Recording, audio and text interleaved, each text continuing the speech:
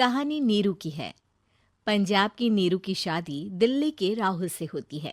दिल्ली कितना बड़ा शहर है ना, लेकिन आप लोगों का घर तो बहुत छोटा है। हमारे पंजाब में तो ये बड़े बड़े घर होते हैं कि मजा ही आ जाता है। कोई बात नहीं नीरू, मैं भी तुम्हारे लिए बहुत बड़ा मकान बनाऊंगा बहुत जल्दी।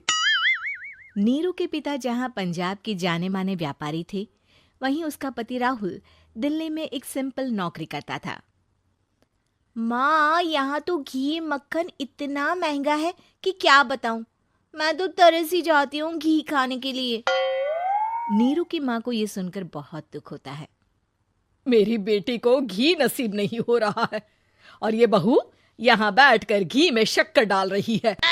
देख वनिता, मैं साफ कह रही हूँ, इस घर में जितना घी आएगा उतना ही मेरी बेटी के घर दिल्ली भी जाएगा। अरे ये क्या बात होती है माँ जी? बेटी का उतना ही करो जो अच्छा लगे। अब क्या मायके से घी और मक्खन तक की सप्लाई करोगी आप? हाँ, मेरी बेटी किसी चीज को तरसे, मुझसे बर्दाश्त नहीं होता। अब क्या था, नीरू के मायके में 2 किलो घी आता तो 2 किलो दिल्ली जाता नीरू के पास। एक दिन, माँ बड़ी गर्मी पड़ती है दिल्ली में। इस घर में तो एक ही एसी है और वो भी ड्राइंग रूम में। सारा परिवार एक ही कमरे में सोता है। हाँ बेटा, वो तो हर घर की कहानी है। यहाँ भी एक ही एसी है। अरे बिल इतना आता है कि क्या बोलूं। तभी वहां राकेश आ जाता है। माँ, थोड़ी देर में यहाँ कुछ प्लम्बर आएंगे मेरे कमरे में एसी लगाने। जरा ध्यान से लगवा देना ना माँ। ओए, ऐसे कैसे तेरे कमरे में एसी लगेगा? हाँ राकेश, एक बार बात तो कर लेता। अरे पापा, वो वनिता को गर्मी में नींद नहीं आती। ड्राइंग रूम में सबके साथ सोने में वो अनकंफर्टेबल है, इसलिए। अरे पूरे परिवार के साथ वहां तेरी बहन नीरू भी तो सोती है। वो नहीं हो रही क्या अनकंफर्टेबल? समझ रहा है ना? अगर एसी लगेगा तो एक दिल्ली में तेरी बहन के कमरे में भी लगेगा, तभी तू लगा सकेगा। राकेश वनिता को सारी बात बताता है। वनिता करती भी क्या, मन मारकर बैठ जाती है। माँ, ये लोग ठीक नहीं है, क्या करूं मैं? अरे बेटी, यहाँ आ जा, तू यहाँ आकर रह ले। अरे छोड़ दे ऐसे पति को। कैसे छोड़ दूं माँ? समाज क्या कहेगा, लोग क्या कहेंगे? वैसे भी मेरा एक बेटा है मयंक। अरे हटा बेटा, तेरी उम्र ही क्या है, इतनी परेशान रहेगी तो काम कैसे चलेगा। खैर, बात आई गई हो जाती है। माँ को लगता है कि नीरू ठीक है, तो वहीं नीरू के मन में एक ही लाइन चल रही होती है, यहाँ आजा। माँ ने तो बोल ही दिया है कि यहाँ आजा। बस मयंक थोड़ा सा बड़ा हो जाए, इन गरीबों को छोड़कर मैं वापस माँ के पास ही चली जाऊंगी।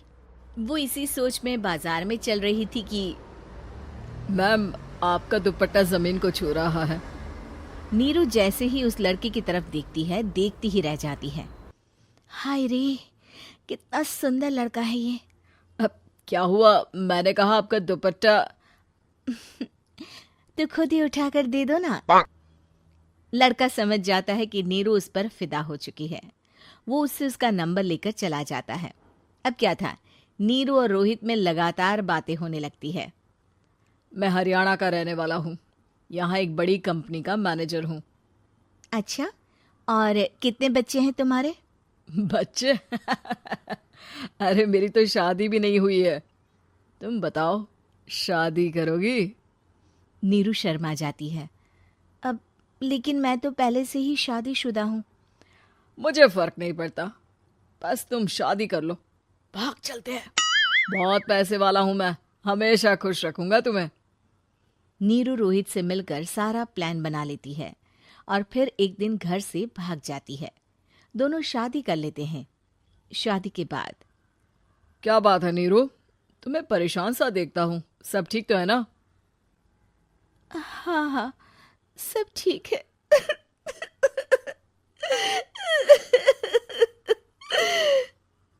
ये कहते कहते ही वो रोने लगती है। अरे क्या हो गया, रो क्यों रही हो? मैंने तुमसे एक बात छुपाई है।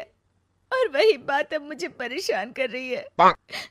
रोहित, मेरा एक बेटा भी है, उसका नाम मयंक है। क्या बात कर रही हो? ये तुमने मुझे पहले क्यों नहीं बताया? देखो नीरू, मेरी माँ को मैंने ये नहीं बताया है कि तुम शादीशुदा हो। बच्चा मैं मैनेज नहीं कर पाऊंगा। नीरू को समझ में नहीं आता कि वो क्या करे। तुम उस बच्चे को अपनी माँ को क्यों नहीं दे देती? नीरू चुपके से माँ को फोन करती है। माँ, क्या मयंक को तुम रख सकती हो? बेटा, मैं राकेश के साथ बात करती हूँ। आखिर घर का बेटा वही है, जो वो बोलेगा। वैसे भी बेटा, तूने जो किया है ना, उसके बाद से पूरा घर तेरी बुराई कर रहा है। मैं भी अब किसी से तेरे लिए लड़ नहीं सकती। राकेश बेटा, नीरू ने तो जो किया बहुत ही बुरा किया, लेकिन मैं सोच रही थी कि क्यों ना मयंक को हम यहाँ ले आए। तभी वनीता बोल पड़ती है। वाह जी, ऐसे कैसे यहाँ ले आए? यहाँ क्या भंडारा भरा है?